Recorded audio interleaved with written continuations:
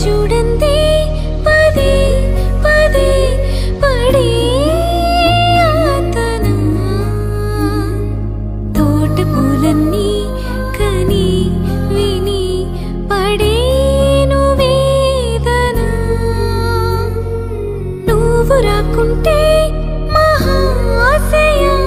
మదే ఆగునా పూల తీగతో పడి ఊరే నాకింక దీవెనా చూసే కన్నుల ఆరాటం రాసే చేతికి మోమాటం తలచి వలచి పిలచి అలసి నీరాక